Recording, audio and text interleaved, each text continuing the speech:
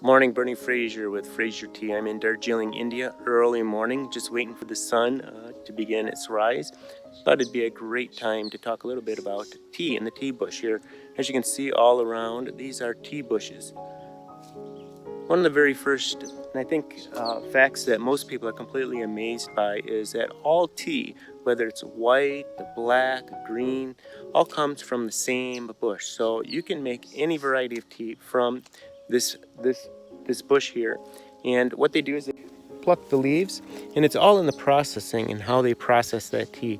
They'll do the cutting, the tearing, and the curling, and keep breaking down the tea leaves in order to make a darker black tea. If they heat it right away, right when they pluck it, in which they'll do with a lot of this first flush here in Darjeeling, that becomes like a white tea. They may let it oxidize a little bit to give you those beautiful, wonderful green teas, and oxidize a little more, leaving a little bit of tips to them to give you some silvery teas. So it's a great time to be in Darjeeling for the first picking, the first flush of this Darjeeling tea.